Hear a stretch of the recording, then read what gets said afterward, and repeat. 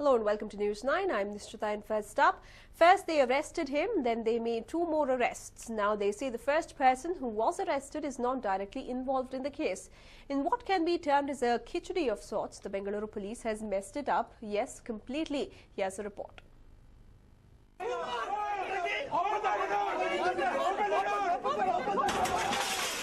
Yes, it's the Vibgyor rape incident.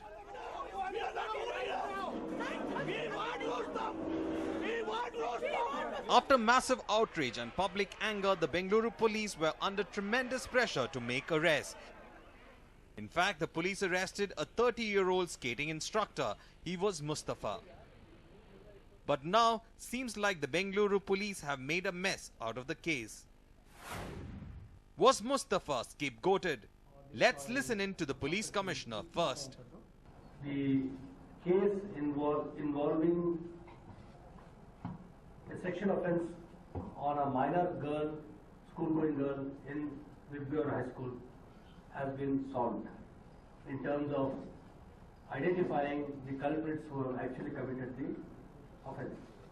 On the basis of the circumstantial evidence, on the basis of the confessional statements and other supporting evidence, our team led by our Joint Commissioner Mr. Sharat Chandra and particularly led by our DCP Crime Mr. Abhishek Goel and the entire team have detected this particular case and have gathered evidence and have confirmed to ourselves that in this particular incident, these 2 persons, one by name Lal Giri, his age is 21 years and he is a gymnastics teacher in Vibgyor High School, and also Wasim Pasha, who is also a gymnastics teacher. Both have been found to be involved in this particular offence and they have been arrested, interrogated, and now we'll continue to interrogate them based on police custody which we'll seek before a magistrate. Yes, the case has been solved as per what the commissioner himself says. Lalgiri and Wasim Pasha were gym instructors in the school and some parents knew them well. But never in the wildest dream would they have thought that these men were pedophiles in the garb of instructors. My son definitely was having this gym activity under his sports and performance activities thing, and definitely I met them a couple of times during parent-teacher meet. I met them, I could not point a finger towards any of their particular behavior. They look like normal teachers. Kids obviously love all of the teachers, so I cannot say anything about that. A pertinent question arises. Why was Mustafa arrested first? Mustafa was arrested as a suspect accused in this case based on circumstantial evidence available at that point in time. When the incident happened, this gentleman Mustafa was not present. However, our investigation continues to see if there are any links. If so, we will book them, is what it is. Well, though Mustafa is not directly involved in this case, another case against him has been filed in relation to a different case. He will be tried under it. The investigation is still on, but at least there is a definitive picture. There is a possibility that there could be slight variations in the time and the place of the incident which has mentioned. So that has already been taken into account. We have gone systematically on the basis of the scientific evidence which is there. Also the child, since it is not possible to directly question the child on a day-to-day basis, so we have taken the help of the experts in trying to cull out information from the child so that she is also not traumatized, and at the same time we are also able to get information from the child. So all that has been kept in mind, and we can very well say that we have got the picture regarding what exactly happened on that regarding the incident. As far as the incident regarding whether the child was locked up inside and the teachers were aware regarding the incident or not, investigation is still going on. It is still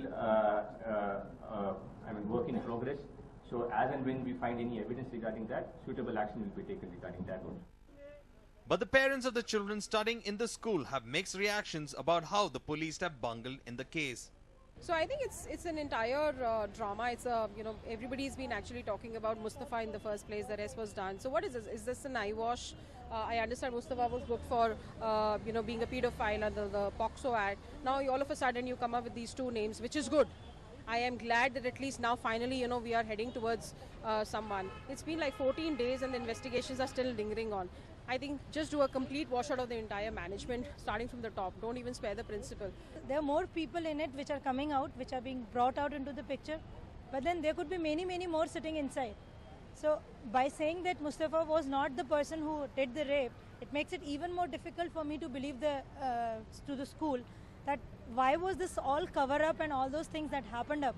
Cannot say totally satisfied. Yes, something has happened, but there is, as a parent, there is a lot of confusion. Somebody is arrested and he's almost proven guilty, and then you arrest too and they have confessed. So we really don't know what is happening. It's playing out like a Bollywood movie. Today something is happening, tomorrow something is happening. So technically, as a parent, I have a lot of confusion in my mind as to what had happened before, what is happening now. Was there a cover up, or nobody, or the police didn't do its job? I'm really confused as a parent, frankly. What came to the aid of the police in nabbing Wasim and Lalgiri were the CCTV visuals. They were seen present at the location where the incident took place. Based on these visuals, the police summoned them and interrogated, in which they confessed the crime. At least, as per the commissioner says, the case has been solved. But their botching up doesn't seem to go unnoticed. Will there be any more twists and turns in this case? Well, only time can tell. Deepak Bopana, News 9, Bengaluru. And well, Bengaluru was once known as a pensioner's paradise, but has lately become very unsafe for senior citizens. Now, in such a situation, a family in Bengaluru is living its worst nightmare as their 68-year-old dad has gone missing. Here's a report. This is 68-year-old Ponnayan. A former naval officer, Ponnayan has been living his retired life surrounded by his loving family.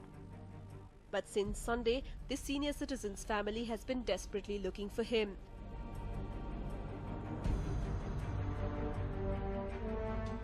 Adding to the woes is the fact that Ponnayan suffers from memory problems and hence is almost incapable of finding his way back home or even asking for help.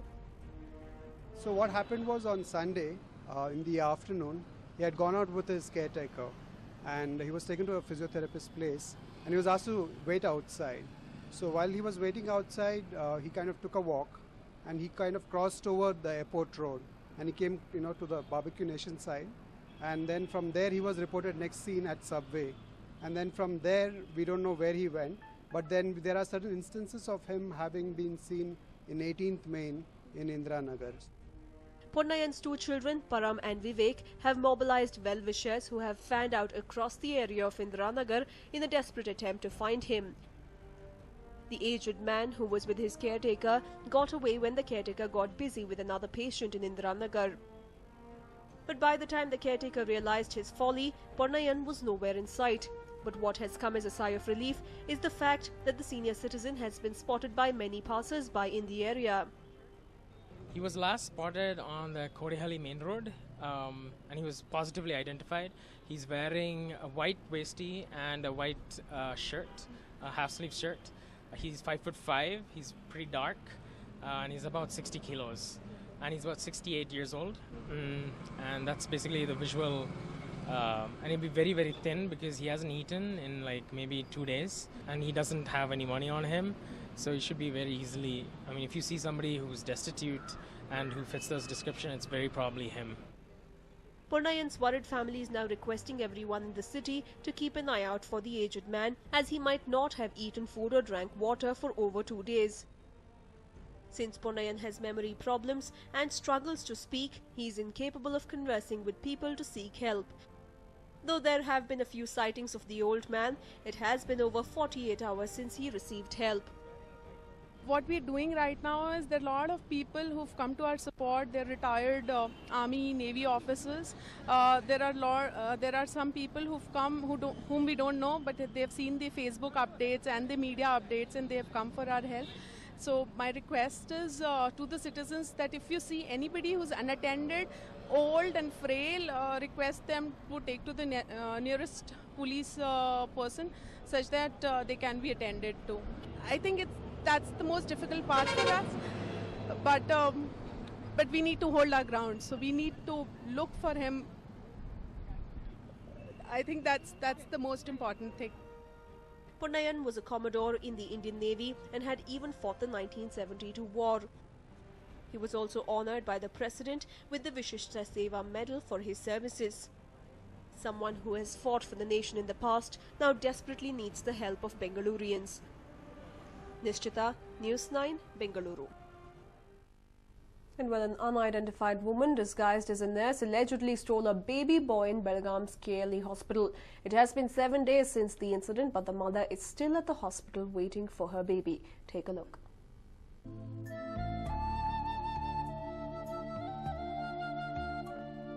She became a mother after much difficulty. She prayed to all possible gods to attain motherhood. Her prayers were answered, but the boon was with her only for a short period. Ujjwala delivered a baby boy in KLE hospital on the 22nd of this month. She was a happy mother, but her happiness lasted for just 2 days. A nurse came to Ujjwala's ward and took her baby boy to administer an injection, but she never returned. It was then that the family realized that their baby boy was stolen by an unidentified woman disguised as a nurse. It has been 7 days since the incident. Ujjwala still hopes to get her baby back. She refuses to get discharged without her baby boy. Ujjwala's parents were shocked by the incident and have been now admitted to the same hospital.